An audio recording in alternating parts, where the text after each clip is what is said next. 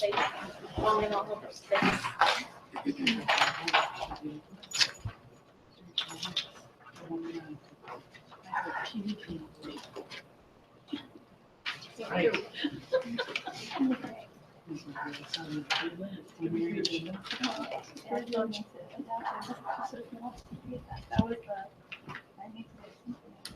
I did actually, I looked at it.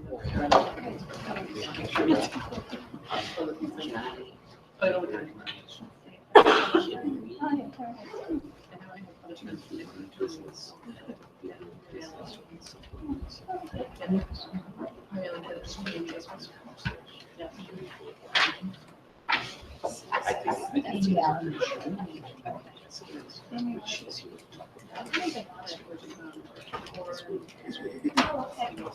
Okay, so do we need to amend the agenda? No, you can just say as chair.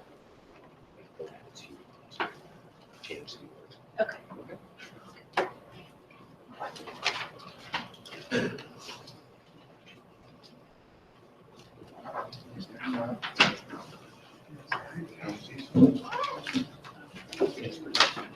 Pretty good. It's all good. Joe, how far up do you want it after subcommittee, did you say? Or is it how far up, Joe? Just do it. We went to Christmas for Thanksgiving and then I Right got after this. Thanksgiving. And that's the bill, anyway. Be very familiar. Yeah. Yeah. Okay, is everybody ready? All right, we'll call the meeting to order at 7:02, and we'll start with the pledge. I pledge allegiance to the flag of the United States of America, and to the republic for which it stands, one nation, under God, indivisible, with liberty and justice for all.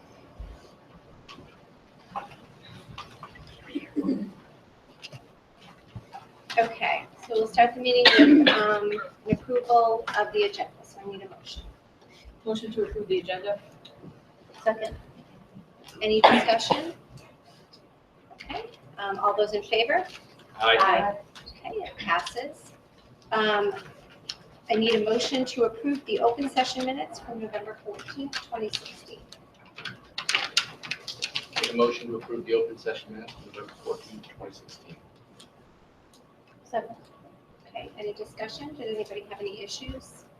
Lee did email me some typos that I made, so I Okay. corrected those. Okay. And those will be the official minutes. It was minor typos. Okay. All right, all those in favor? Aye. Okay, open session minutes pass. Approval of executive session minutes from September 12th, 2016, September 26th, 2016, and October 17th, 2016. Make a motion to approve the executive session minutes of September 12th, 2016, September 26th, 2016, and October 17th, 2016. Second. Any discussion? I just had a quick amendment to the October 17th minutes. In sentence 1, we need to insert order after 2.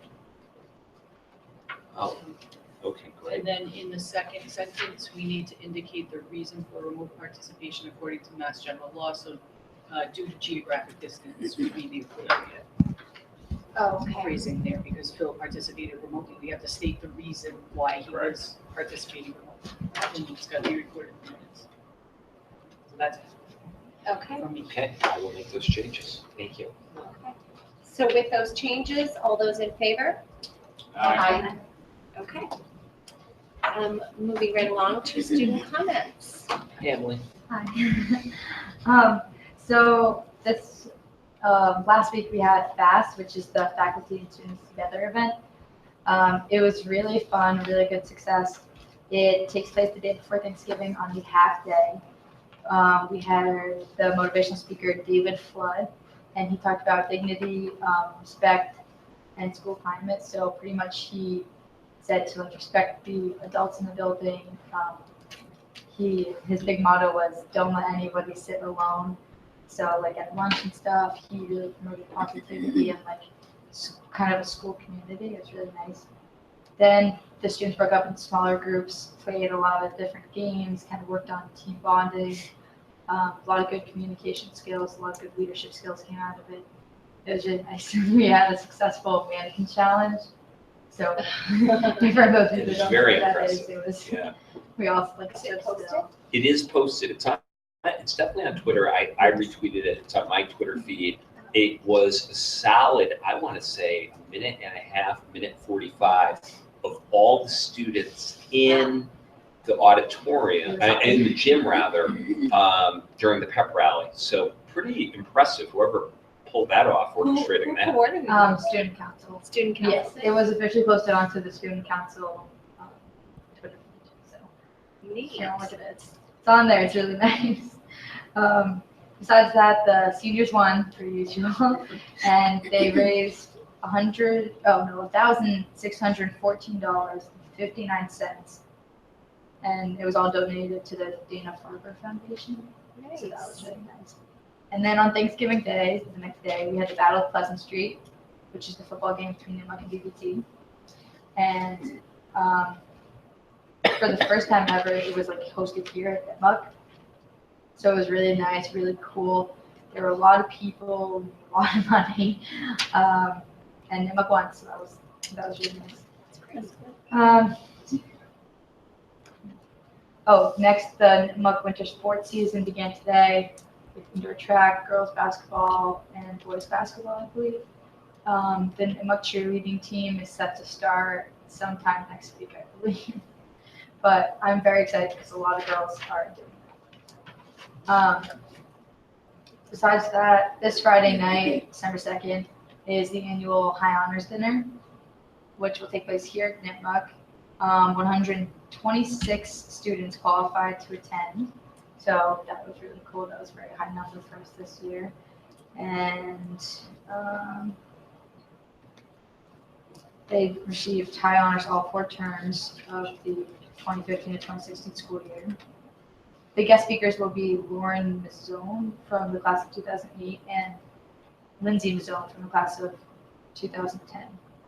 And then on Wednesday, December 7th, the annual winter concert will be held at 7 p.m. in the Nipmuc Auditorium for the concert chorus and vocal ensemble. And that is all. Excellent, thank you. That was great. Good update. Just if we have 2 minutes to spare, Madam Chair. Are you going to show the man? Yeah, this challenge? 3, 2. It's actually fairly impressive.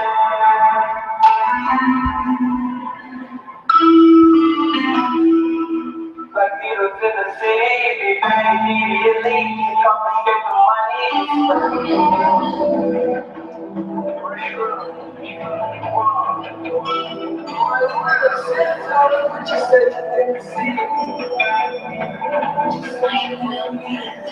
That girl is a real family.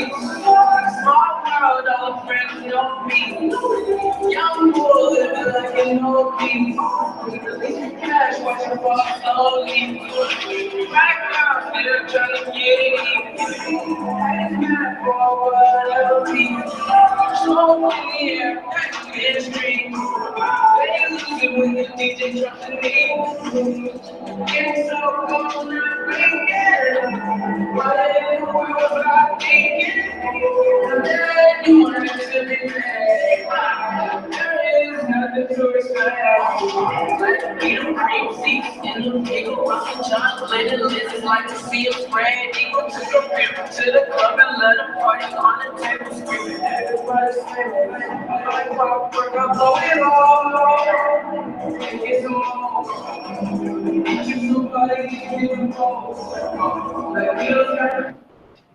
So, that gives you a sense. That was impressive. Very impressive. Okay. Moving right along to community comments. Anyone in the community have anything they'd like to share or ask? Okay. Superintendent comment. Okay, thank you. You have in your packet, as we do every year around this time, the Choice In, Choice Out report. As it details all of our kids that are choicing into the district, and also Mendon-Upton children who are choicing out.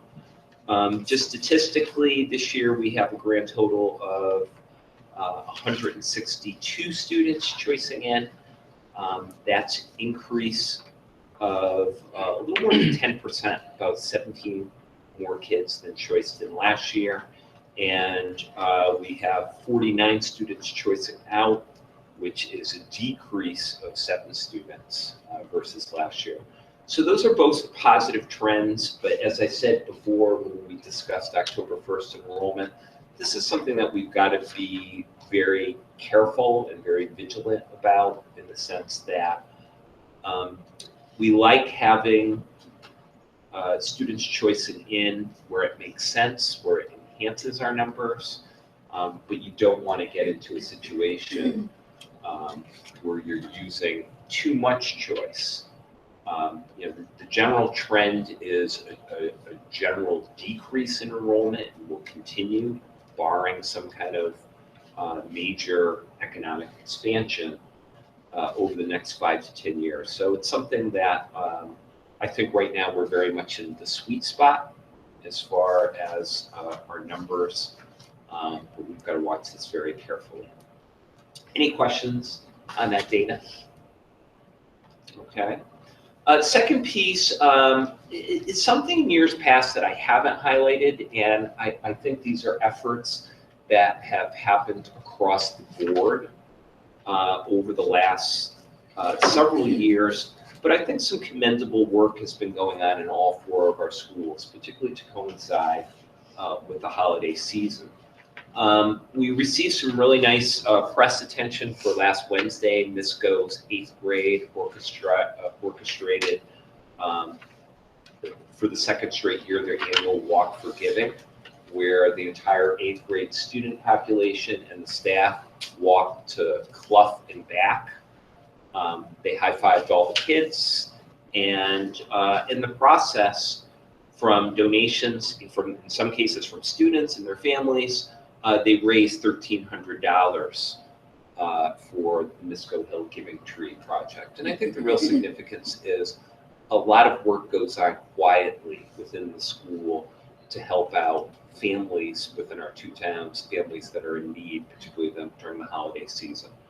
So some terrific work there done at Misco Hill. The same exact day, Wednesday, Memorial, also on a smaller scale, the whole Memorial School did a school-wide walk. And to date, money's still coming in, but a little under $1,800 has been raised for the Juvenile Diabetes Research Foundation. So again, another great effort. Emily just mentioned FAST, and every year they do, I guess it's not called the Penny Wars, but now I guess inflation is called the Coin Wars. But the Nipmuc student body raised over $1,600 for Dana-Farber, just from a short week's worth of coin competitions. So great, another commendable effort. And at Clough, I know as they've done each of the last at least 6 years, they did a can and non-perishable grocery items drive. Everything going to the Mendon Food Pantry. And hats off to Lauren St. Pierre, who spearheads that. And I know she does a lot of work with her husband, who actually schleps all of this to the food pantry. Record amount of canned goods and items donated. So I think it's something that we probably don't highlight enough, but in all 4 of our schools, some really good efforts going on in really teaching our kids explicitly about the value of giving. So I just wanted to highlight those. Last but not least, I've asked Maureen to provide an update of where we are as a district in our K-12 curriculum mapping process, and then specifically what we've done with the Rubicon Atlas and the type of information that's accessible for our parents so that they can get more information about the curriculum. So Maureen? All right, just wanted to, for those of you who are on your devices, you can always look this up too, but basically we have a lot of our curriculum maps when we've been working on it the last number of years.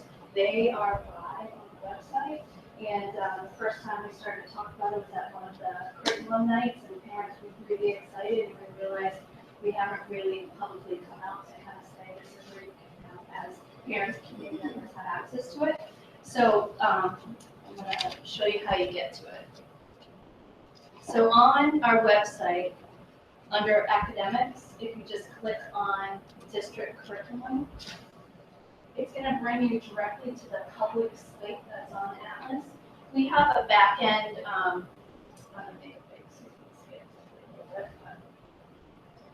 we have a back end site that teachers can access, everything else that they're working on in there.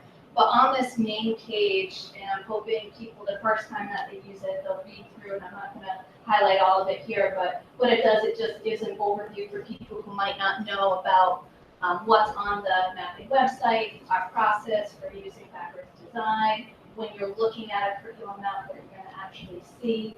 And it also talks about that, and this is an important point, that curriculum's continually evolving, that these maps are always a work in progress. So one year you may see something, they're going to revise it at the end of the year, they may change something around. And the beauty of using Atlas and using a web-based system is that you have those frequent updates and you'll be able to see that.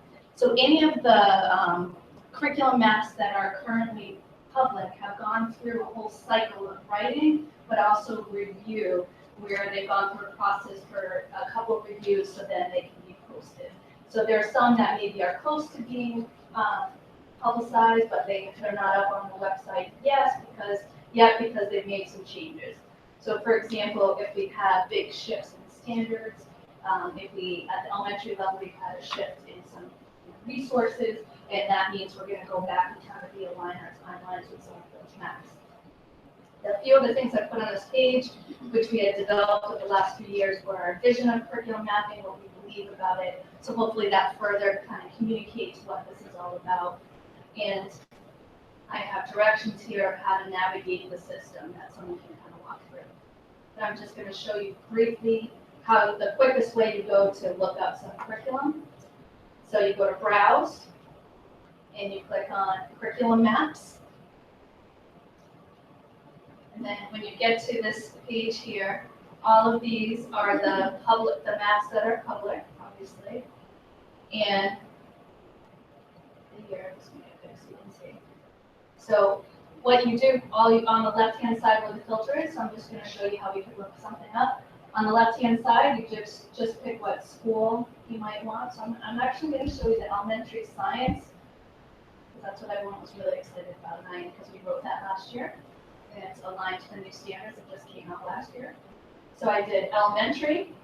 I'm just going to do science, and then I'm going to click Browse.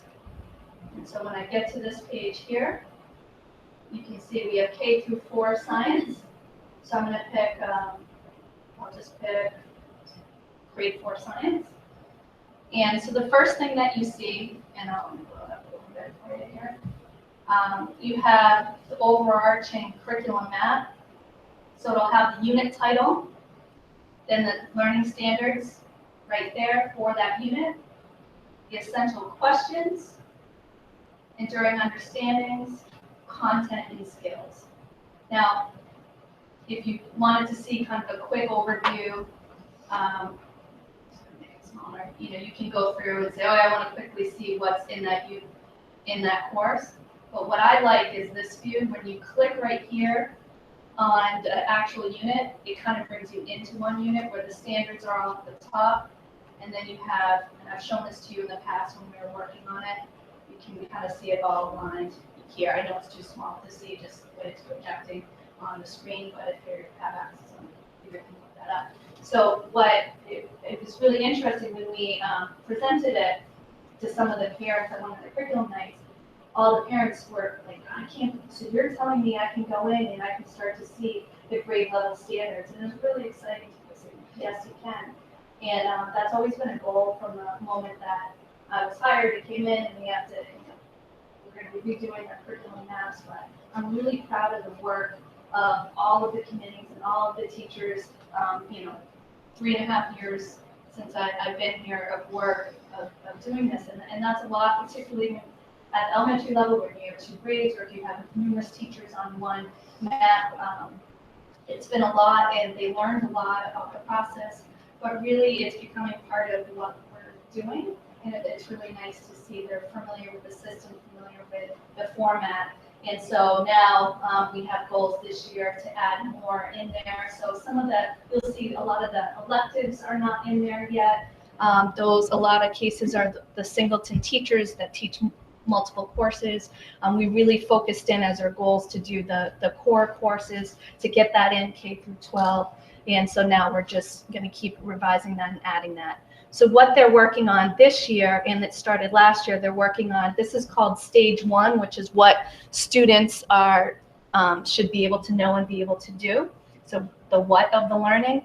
And the next phase they've been working on is stage 2, which is the assessment. So none of stage 2 is public yet because it's still work in progress, but that's something that we can also make public where you can see the types of assessments or activities that they'll be doing. So we have some more work to be done and it's always ongoing, but I'm really excited about the accomplishment. And I have to share this, brag a little bit for our district. So on the internal site here, there's a link to communities and you can click on public sites and it brings you to this page where you can see public sites that are highlighted.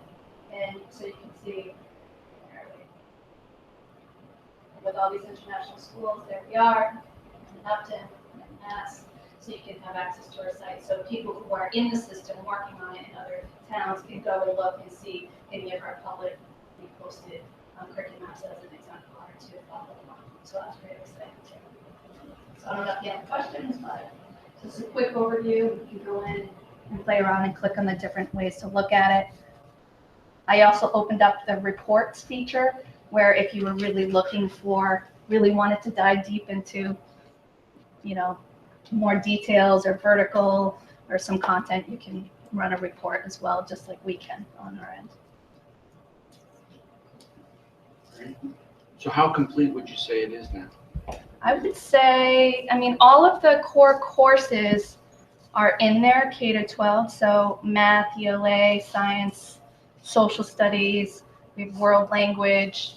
I couldn't give you the mathematical unless I go through and kind of calculate that out. And that's in our strategic plan this year to start the review process where every year you have different curriculum that you're formally reviewing. So that process is going to be beginning once we got it all in. So we've been able to do that.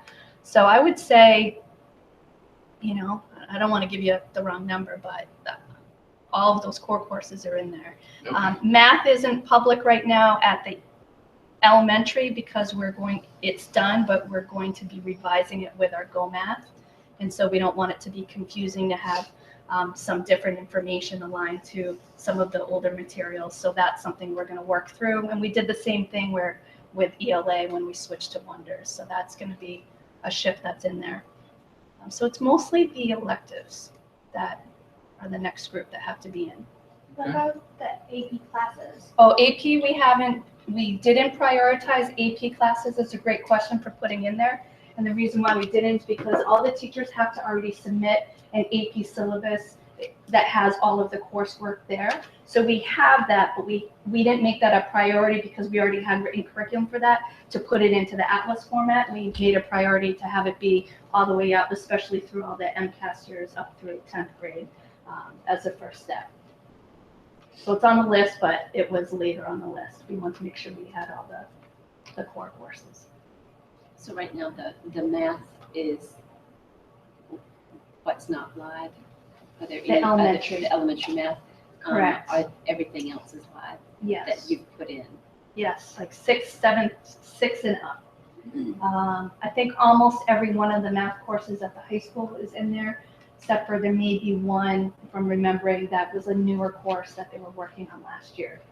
But majority of the main courses are in there.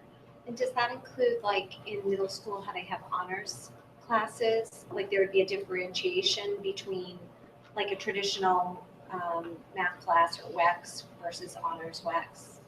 When they went in and they started the process, I'd have to look up to see if both levels are in there. They started by, are they? Okay, they started by doing one, and then they adapted the one, because in the end, they're getting the same core standards and, core curriculum. So they were gonna start with one and then add another, one of the levels in. So in most cases, I think they didn't start with the honors courses, at least at the middle. So in most cases, I think they're in every setting. I can look it up. From math it was. Yeah. I don't know about other subjects, but Good question. So then, when you say curriculum mapping, Maureen, does this mean that like from classroom to classroom, whichever 7th grade classroom you're in or 8th grade classroom you're in, essentially teachers are kind of moving at the same pace through curriculum in the same order? Is that, I'm just trying to understand. Yep. So the first goal is to make sure that all of our students, if I'm a 6th grade student or 8th grade student, that I'm coming out of that grade level where we're all getting the same content and same skills, and so that curriculum is the same. So it doesn't depend if I have this teacher or this teacher. It's a grade level standard that I'm gonna have. In some cases, like it could be, an ELA is a good example sometimes, where they talk about it at the high school level, where you may have 2 courses, but the timing is going to be different because of resources. They're using one book here and they're using a different book here. And so the timing in the map. So I don't believe we have the calendar timing put into the public maps. We have what all the content is going to be. Internally, we have the calendar. And so teachers have, set parameters they've set of what each unit is going to be. And then after they go through it, they may adapt it. It's easy to like make it larger or smaller, what the timing should be. My goal, as much as possible, because it leads to collaborative efforts with teams and groups, that, they're going to be, you'll see when you walk through a team that they're all on the same page for timing, and there's all that kind of collaboration that's taking place. So our goal is always to move more to that collaborative timing whenever possible. But I couldn't say that it's always that case.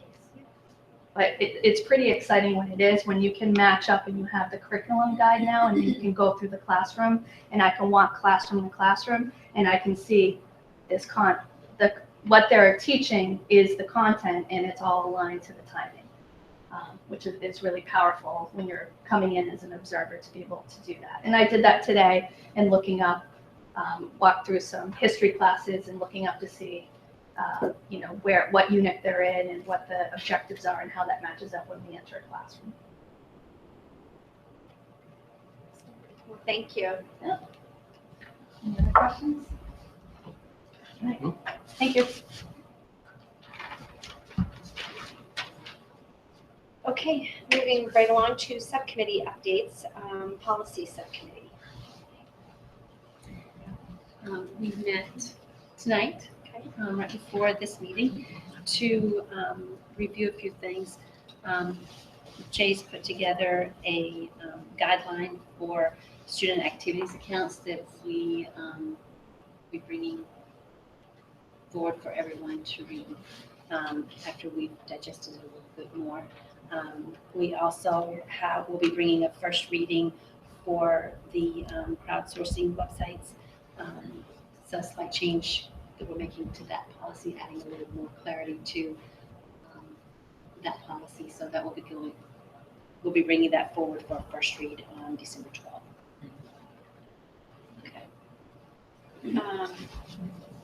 So tonight we're supposed to have a second read and approval of our updated policy JICH, alcohol, tobacco, and drug use by students prohibited, and updated policy for IHAMB, teaching about drugs, alcohol, and tobacco. Any discussion about those policies? I believe we're voting tonight. Okay. So I need a motion. Make a motion to approve the updated policy for JICH, alcohol, tobacco, and drug use by students prohibited, and the policy IHAMB, teaching about drugs, alcohol, and tobacco. Second. If there was no discussion, we can vote. All those in favor? Aye. Okay, those both pass. We're going to switch new business ahead of old business, so we can move right along to a spotlight on teaching and learning and social emotional. Okay, thank you again. I thought it would serve the committee well just to talk a little bit about social emotional learning and specifically what is it. I find in even talking with some of my colleagues, people have different understandings of what it is and what it's all about. So just kind of an SEL 101, and probably more importantly, talking about specifically what does it mean for our district. Keep in mind, one of our 5 goals of our district action plans this year is about SEL and kind of taking stock of what we're doing district-wide with regard to our programming, and then moving forward how we can improve it. So hence my presentation, what is social emotional learning and why is it so important? I think looking on one piece of it, which is really unfortunately a crisis, if you look at the data today around children's social emotional health, there's a lot of crisis there. You know, I'm sure you know, all of you are either educators or you work with the public. We live in very anxious times. If you look at some of the statistics from the CDC, roughly 20% of all children today have a diagnosable behavioral health illness. An additional 10% have problems that may not be diagnosed, but are severe enough to interfere with their functioning in either home or school setting. So it's something that we see, we hear. I know I hear a lot of anecdotal evidence about some of the struggles that our students are facing. Other things are kids that have parents in the military, and particularly those who are deployed, are also very much at risk for behavioral health issues. And I think a telling sign nationally is untreated anxiety and or depression is the #1 reason for dropping out of high school.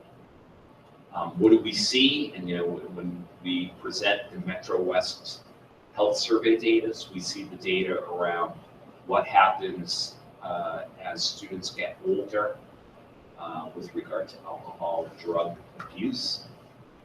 You know, as they progress through high school, that number goes up fairly dramatically to the point by the time they're juniors or seniors, over 1 in 4 are using either alcohol or drugs. Also significantly is the percentage of our children that have been diagnosed with ADHD. Roughly 10% of the students that we work with every day have been diagnosed with it, and as a result, they have a lot of them have executive functioning deficits. So by executive functioning, I'm talking about basic organizational skills, things like time management, things like self-regulation, self-discipline, decision-making, and so on. So this is something that we didn't see 10 years ago. We didn't see, well, I should say, we didn't see to the extent that we see today 10 years ago, 20 years ago. I think, unfortunately, with the stark reality, you know, we can apply this to adults as well. But 8 out of 10 of kids who need help don't receive it. And I detailed the barriers. A lot of times it's stigma. A lot of times it can be socioeconomic status, factors, you know, things around funding or lack of insurance, lack of transportation, even in urban settings. But I think that first one is also true. An inadequate number of staff, professionals to work with these kids. If you think about it, even in our district, the number of school psychologists or licensed social workers that we have on staff, and you look at their ratios, nationwide, it's about a 1 to 600, 700 student ratio. So that's a problem. So the bottom line is, like many other things, schools are in a position to work with kids and their families. They're in a position, we see these kids frequently, and we have an opportunity to explicitly teach age-appropriate SEL skills to kids as they move across the grades. So a framework that I think is an excellent one to when you think about social emotional learning is this framework that's been developed by a national collaborative known as CASEL, which is the Collaborative of Academic, Social, and Emotional Learnings. And realize the National Superintendents Association, the National School Committee Association, administrators, MTA, AFT, all have a seat around the table with this collaborative. But essentially it is 5 core competencies make up social and emotional learning. Self-awareness, being able to kind of have a sense of who you are and being able to recognize your strengths, your weaknesses, but also your emotions. Decision-making, having the ability to make ethical and constructive choices about your behavior. Relationship skills, being able to work with others in a positive fashion, being able to collaborate, being able to be a team member. Social awareness, having a sense of empathy for others. And self-management, being able to manage your emotions and manage your behaviors. I borrowed this slide from a presentation from MASC. The only thing is I actually took one of our kiddos, who's actually a first grader today. I took it last year when he was a kindergarten. But to think about each and every single one of our 2,300 kids and answering each of these questions. Who am I? How do I govern myself? How do I make good choices? How do I work as a good team member? And how do I demonstrate empathy and respect for others? Those 5 questions really are at the core of SEL. And the question is, what are we doing as a district to help kids, A, ask those questions, but then B, answer those questions effectively? So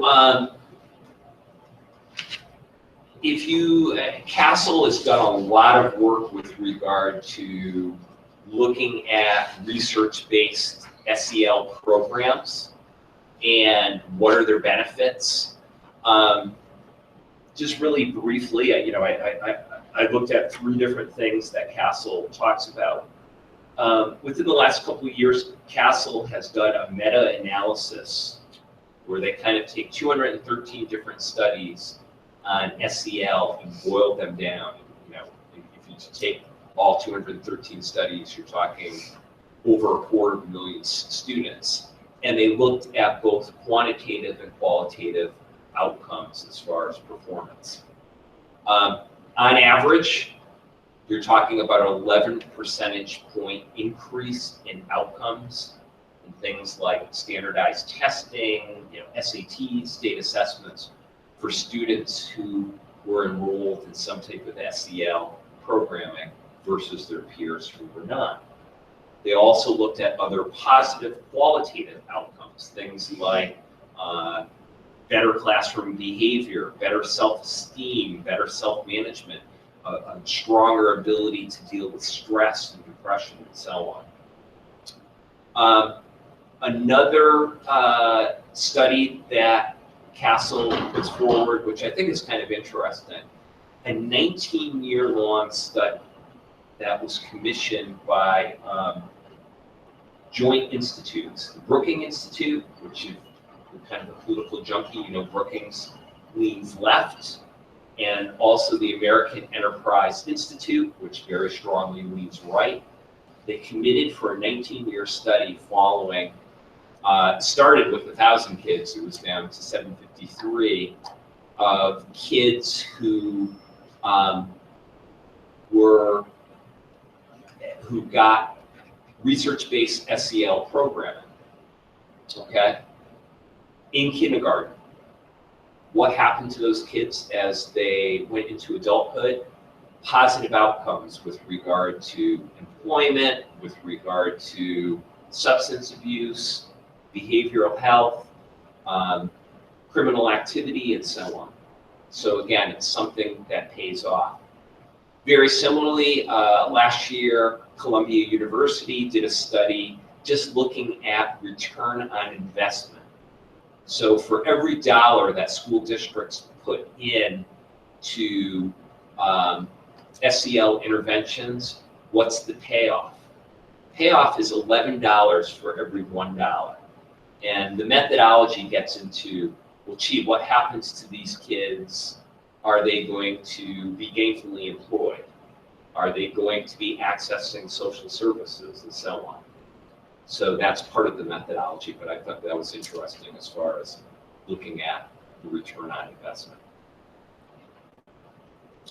So the question is, what exactly are we doing with regard to social emotional learning within our district? And I see it as really two sides of a coin. One side of the coin is, what are we doing for our students that are in crisis? And what are we doing to reach all students?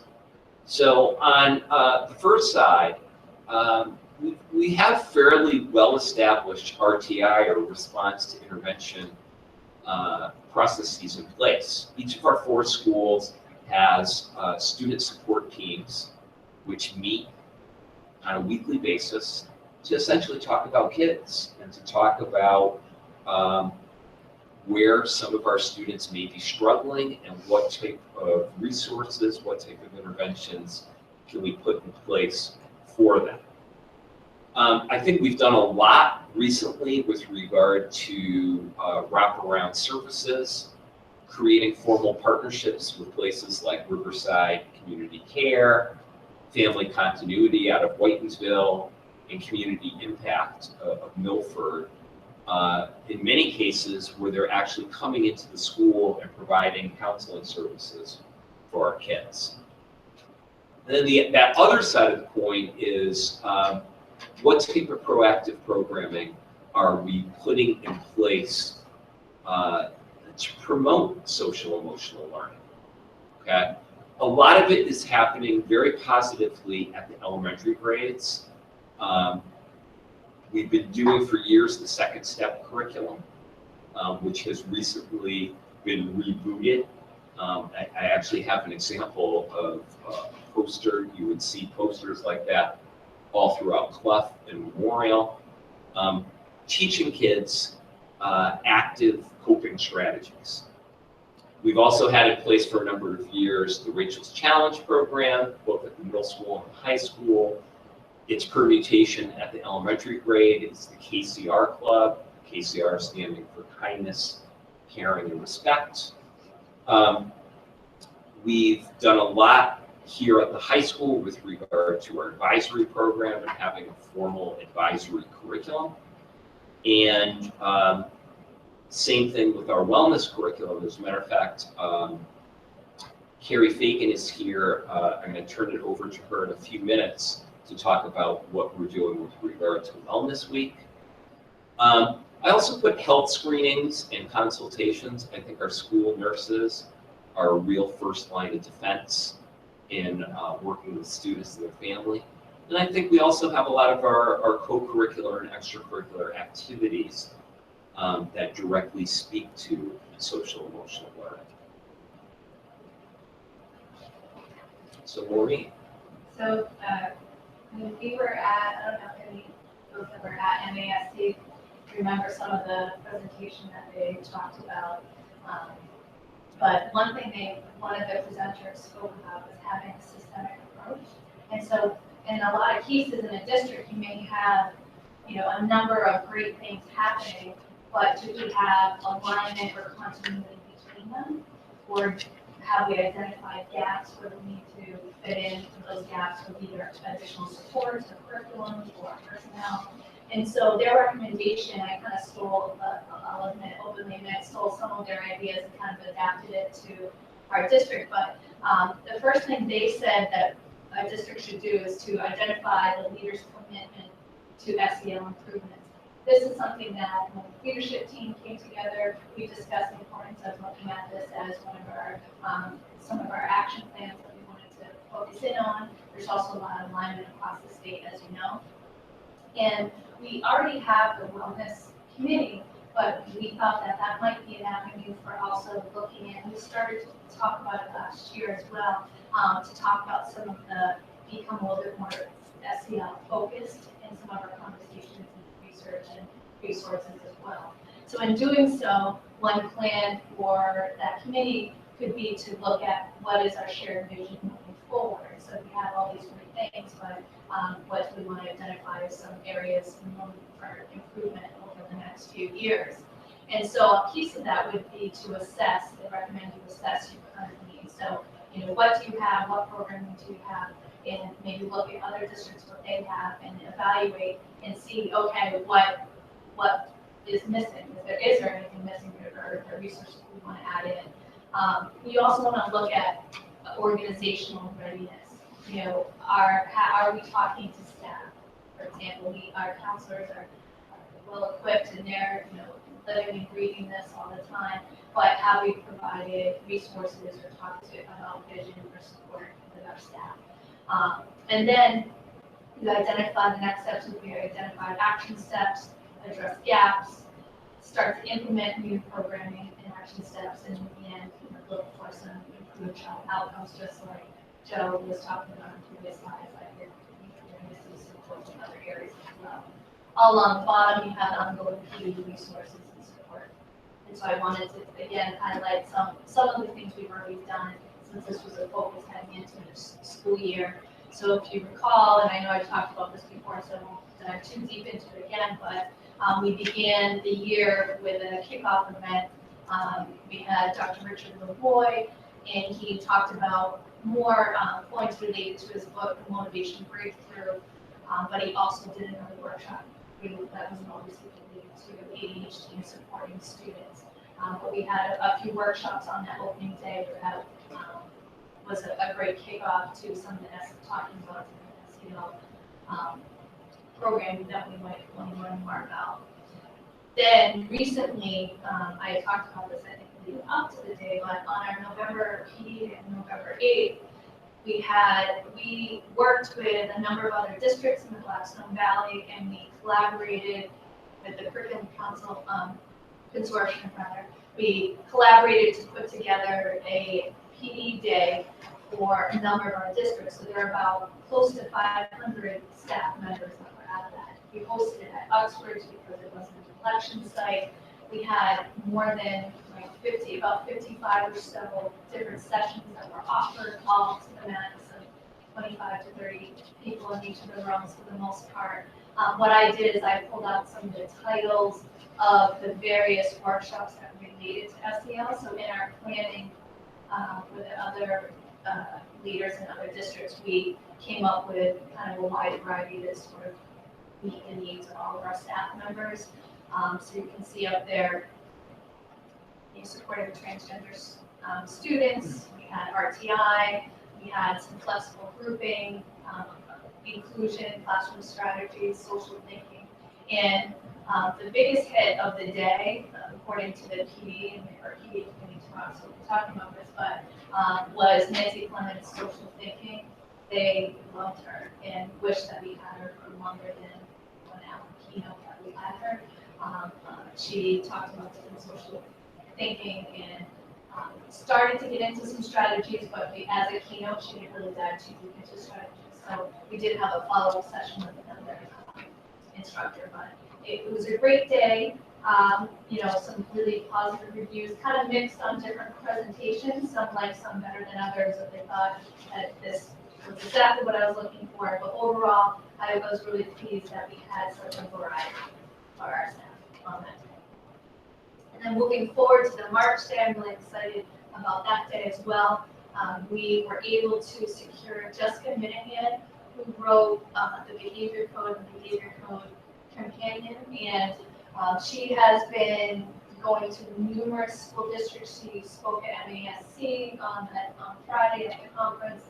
She also has spoken to numerous MASS and other sessions previous year as well. She talks about different strategies you can use with students, behavioral strategies, particularly around anxiety.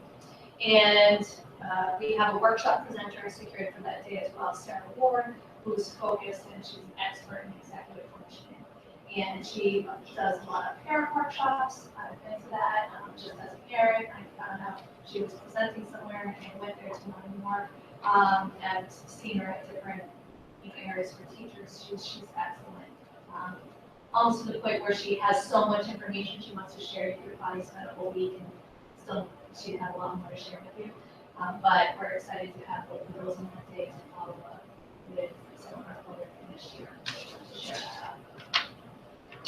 Thank you.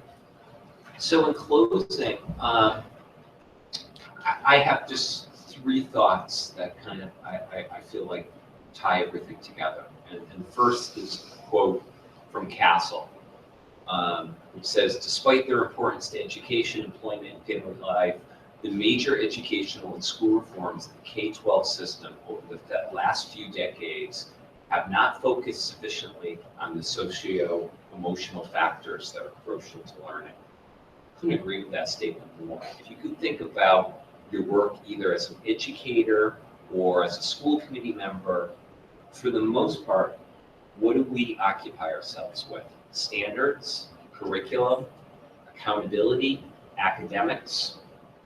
And I think we're starting to see some of that intense focus on standards and accountability cause some real deleterious effects in our kids. That I see the pendulum swinging a little bit in the other direction, and I think that's a good thing.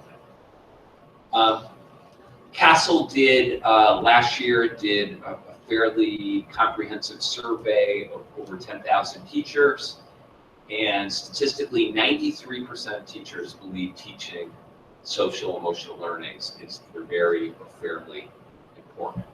So this isn't just, a fad or kind of a touchy-feely thing that just a small amount of teachers want to see. This isn't an elementary issue. This isn't a middle issue. This isn't a high school issue. It's very much a universal issue.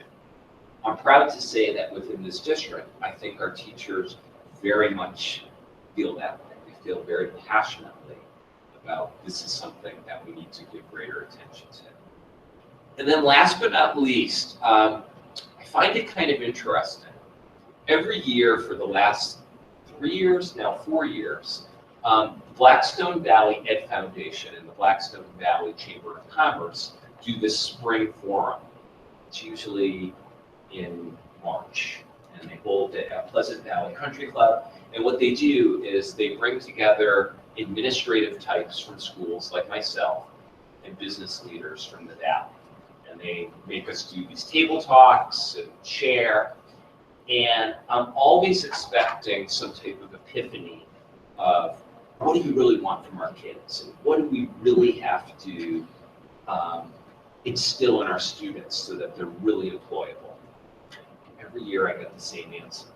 The answers that I get is, give me a kid that shows up on time, that has a good attitude, that is willing to learn, that works well with others, knows how to be a team member, and so on.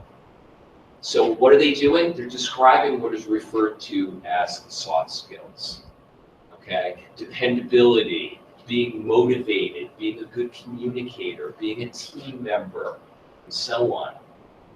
What speaks to that? Social emotional learning. So, so there really is a very much a pragmatic benefit of, this is a good component of what we need to make our kids comfortable. So I think those are really get to the crux of why this is so critical for our district. So I'd like to turn it over to Carrie, who's going to talk a little bit about Mid-Month Wellness Week, speaking of SEL, and some of the great work that her colleagues, she and her colleagues are doing.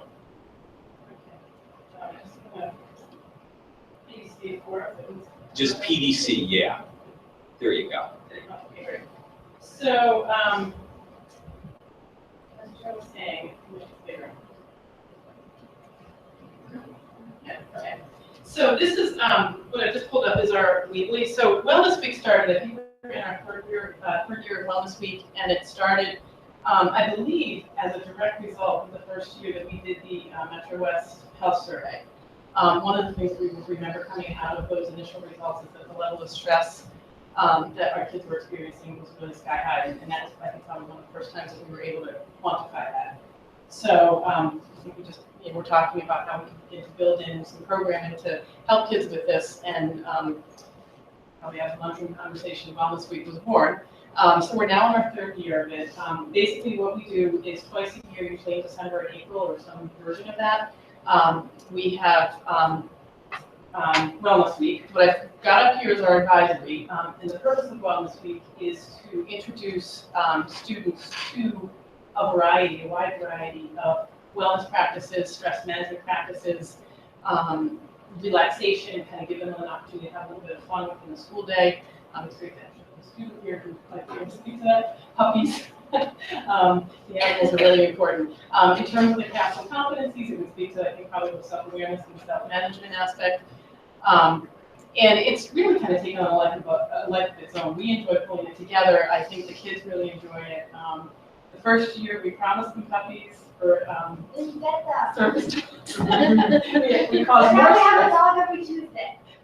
So we caused more stress, and we didn't need to. So now we have a dog every other Tuesday, and we try to get a couple of therapy dogs in during every Wellness Week. Our first Wellness Week for this year is going to be next week. We actually have 2 new therapy dogs that will be coming in, and a therapy cat, a one-eyed therapy cat. So it's really kind of exciting because we actually have people who are contacting us who have therapy animals that are like saying, "Oh, can we come in? Can we help?" And that's really been great to see it take on a life of its own. So please feel free to go to the Weebly site at your convenience to look at it. We have the purpose of Wellness Week, what we're trying to do. We do try to update this every week.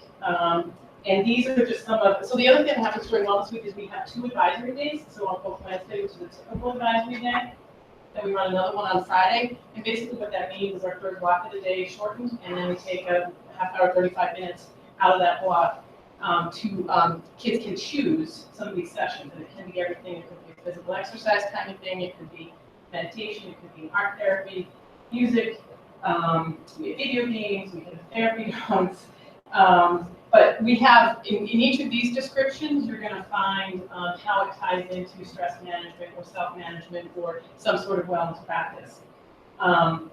We have Zumba. We have 2 yoga instructors who will be coming in this year during the December one. So it's really kind of exciting. As I said, there's different things that happen, and kids can look forward to it. But we always do a survey at the end of Wellness Week, and the feedback we've gotten has been very, very positive, other than so we also try to, now this is, so this is actually not updated yet for this next one, but this is kind of the other thing that we did is we collaborated with STUCO last year. And they came up with certain theme days that again had a wellness focus, and it could be respecting, Tiki Tuesday, the sunscreen awareness, so everybody got to wear Hawaiian garb. Workout Wednesday is obvious. Inner Beauty Day was a day that, and STUCO had actually come up with these, had people wear white and no makeup to promote the idea of inner beauty. And then Pajama Day was intended to be, of course, spreading awareness of sleep health. And that is actually going to be one of our, we have somebody coming in to do a workshop on sleep health this year. We also always try to get somebody to come in and, do something for our teachers. We had a massage therapist come in 1 year. Next Monday, we'll have somebody from Upton Family Acupuncture come in to stop by, and if people want to talk to them or get some information on acupuncture. And this is a neat thing that we have. In a minute, I'll show you every Wellness Week, we do a video afterwards where we just highlight some of the programming. But also under videos, this is coming out of our, some of our, I want to get its 21st century skills. And there's some videos that kids have done for some of their projects in there that incorporate some wellness ideas, like how to be happy, nobody's perfect is about growth mindset, and then one about the 7 habits of highly effective people. So these are all short little videos that students have done. That's kind of cool. So, without further ado, I'll show you this is a quick little video of our spring wellness week.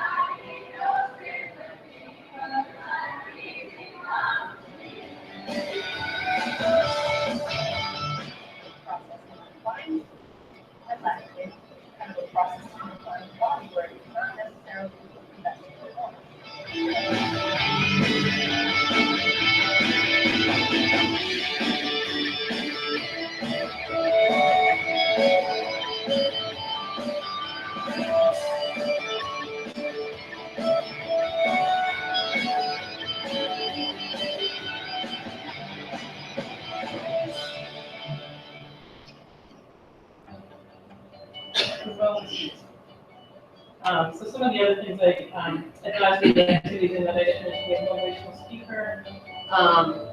We had martial arts. This was coming out of positive psychology. We had a wall of gratitude. So you could write on a sticky note in the lunchroom. Kids could put something up there about who or what or something you're thankful for. Cultivate an attitude of gratitude. The other thing that our peer leadership group came up with is they also coming out of positive psychology. They had positive notes, sticky notes that they put in bathrooms, like on the mirrors, that were just like, have a great day, or you're doing great, or things, just kind of positive stuff. And we were really excited when somebody tweeted about it. I think that's really cool. So anyway, that's all this week. So much here. We love Wellness Week. We think the Wellness Week is the best time of the year. We get to just go to school and we get to take something, like pick our classes for once, like other than figure out classes at the end of the year. It's a very interesting way to get students to de-stress of all the stress of school. But I actually decided to talk to many of the students at the school, and I did think about this. So for the past 2 weeks, I've been talking to them and asking them what they think about different anxiety ways to deal. And ironically enough, many of them said they wanted a project block like we did have in the middle school, which is like an hour taken out of the school day for us to finish our schoolwork. As you know, many high school students do extracurricular activities and drama and sports. And schoolwork is probably the #1 reason for most of our stress and anxiety. I know it's definitely mine. We sit for hours, and we, on an average, students get about 5 hours of sleep due to schoolwork. So I think that if we had like shortened the school week and had like maybe that extra hour of us finishing up all our work, then I think it'd be better. We'd get more sleep, we'd have more time to spend with our family, and it'd just be an overall better result. So yeah, yes, everybody told me to say that. You're the messenger. Do you find any of the techniques and things that you've learned during Wellness Week that you use during other times in your life to help you? Yes, and what me and my friends use, we're kind of a big group of friends, we love karaoke. We'll sometimes get together at each other's house and have a karaoke night if we all finished our work, and to just like relax and get rid of all that stress. That's great. Sing your troubles away. Sing your troubles away. We did not speak before this meeting, I have to say. So thank you. That worked out perfectly. Excellent, thank you, Carrie. Okay. I'm gonna scoot out. Okay. Okay, we're gonna switch back to old business and talk a little bit about MURSD's capital needs and future direction. Okay, speaking of stress. Exactly. What I shared with you in the packet is kind of a rebooted delineation of our capital needs. If you recall, for those of you who are on the committee, I want to say it was 3 school years ago, through the multi-board process, we started to generate a list of what are some of our pending capital needs. So you see a list there that has come forward largely from Jay and from Kenchwanye, with input from our building principals about what are some of our pending ones. They're not right now prioritized. That obviously is a direction that we can go. But you also see some data of some of the projects that we've ticked off throughout, I want to say, Jay, the last 3 summers? Yeah, 3 or 4. From savings and from some surpluses that we've realized to address some needs. I think the question here is, what direction does the committee want to go with this? What type of messaging do we want to have? What do you think the next step should be? I know you're probably not going to answer it in very short order, but to get the ball rolling in thinking about this, because I think being proactive about these pieces is critical. And I don't know if you have anything specifically that you'd like to add, Jay.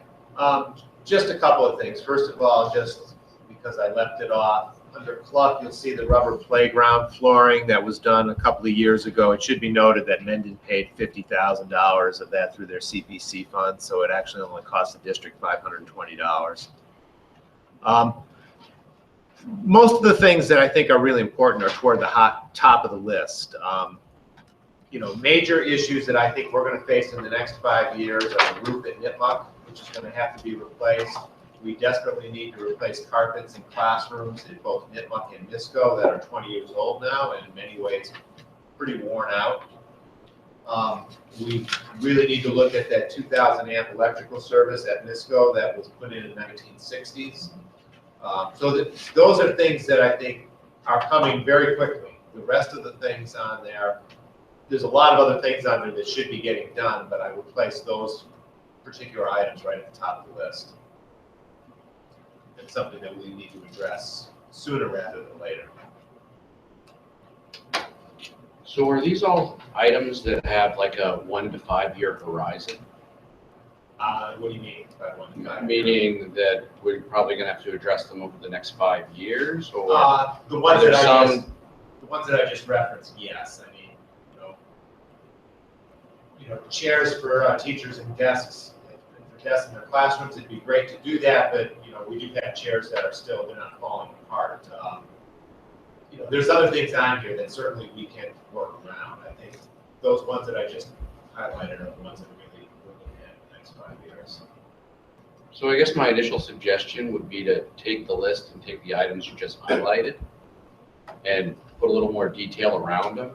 In addition, I would just comb through the list again to make sure there are no other items that you feel would be of critical need over the next 1 to 5 years, just so we understand what they are. And I think we'd have to peg, like, do we think the roof on Nipmuc is 1 year out, 3 years out, 5 years out, just to give ourselves some view of that.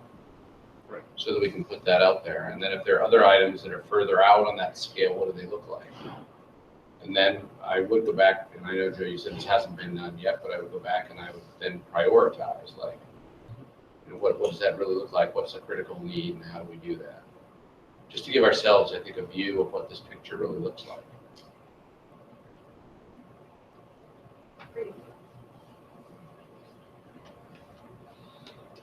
Because then I think we're gonna have to go to the multi-board, with budgeting and all the other things, and make sure that people are aware of what's coming up.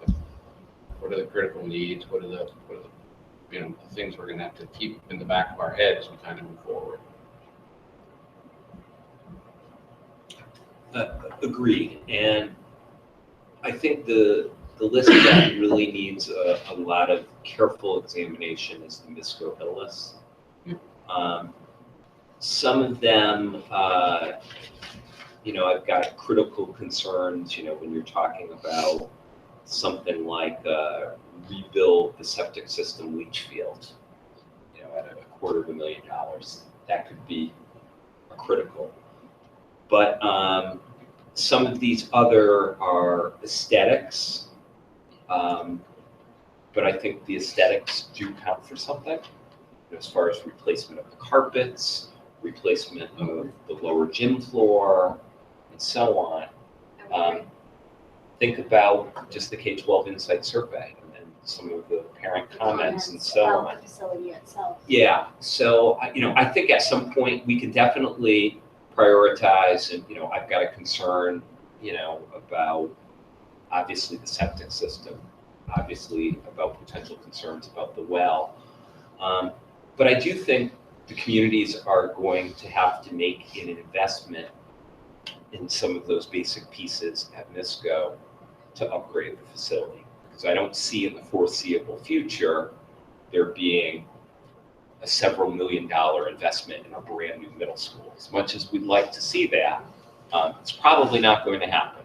So the question is, how do we upgrade that facility and map that out strategically? And what does that actually look like? I totally agree. I think that's why it's important to bundle some of these things together and be able to dig a little bit more into the details around them and what we think it's really going to take and require. And I would agree, the leaching field and the well and things like that, if that all of a sudden goes tomorrow, we've got a big problem. Well, I half facetiously and half seriously say, we're one flush away from saying no school kids, or one kid's, bubbler drink away from no water. So anything that compromises safety or potentially, sanitation issues come up. I think aesthetics to the side. Yeah. But and also there may be things on the list that they're better addressed sooner than later in terms of efficiencies and things like that. We may be losing money the way, it's quite overwhelming to see it in list format without some of the details. Yeah, Jay. Just to add to this, some of the smaller items that you see in here, we still every year at the end of the year try to attack those if we see that we have available funds left. There's several things that we're hoping to be able to accomplish this summer or at the end of the fiscal year, like we have in previous years. It's the big items, the stuff that Phil was referring to. Those are the things that we're not going to have an extra $2 million to put a roof on Nipmuc. I mean, as much as it would be nice, that's not happening. Or $300,000 for a leach field, or even $200,000 for a new electrical system. Those are the big things that we have to really look at, and those are the things that are coming sooner rather than later. But so for example, you take the roof, your point, the bigger items of the building here, and I think the point is we have to start planning that appropriately with the towns as they take into consideration their capital needs, our capital needs, all of those kinds of things together. We need to make sure that we're putting together a path out there so that people understand it. And it says, last another 5 years. So does that mean we have to replace it in 5 years, or that means we've got 5 years, and then we need to start thinking about it. That's all I'm saying. Yeah, it's hard to say. I mean, I we understand. talk about the roof exact, it's 20 years old, typically the lifespan of the roof is 25 years. We've Yeah. got lots of leaks in various areas, and, you know, the biggest challenge is the flat roof. It's not, you know, we've got a lot of slope roof here that's just asphalt shingle. That's really, I wish all the buildings were asphalt shingle, you know, slope roofs, that'd be great, but they're not. You know, all these other things, even when you replace them, you still have issues. Yep. Especially I just think it's important that I think you got to put a little. You've consolidated the list. To your point, it's big, and you're looking at it like, oh my God. But I think when you start to break it down in the ways you talked about it, Jay, and then you put a little more detail behind it, I think that starts to give people information they can work with. What we'll do is we'll work on refining it, getting a little more detail, and then a prioritized list. Bring it forward, probably not for December 12th, but for the meeting after that, whatever that might be, the first meeting in January. And then discuss it first here at the school committee level, but then bring it forward for the multi-board meeting in January. Does that sound reasonable? I think it does.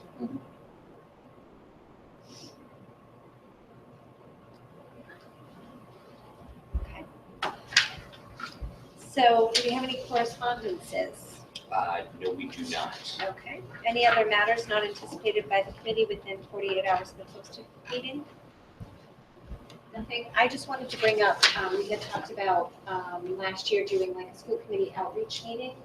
And I'd like to try to put something on the calendar for January. So I'll just reach out to everybody collectively through our MURSD account to see if we can get 3 members to participate in something in January at a very, centralized venue.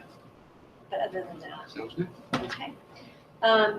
Okay, future agenda items. On December 12th, inclusion professional development, and January 23rd, MURSD's FY 2018 first pass budget. Okay, I'm looking for a motion to adjourn. Make a motion to adjourn. Okay, all those in favor? Aye. Aye. Okay, meeting adjourned at 8:17.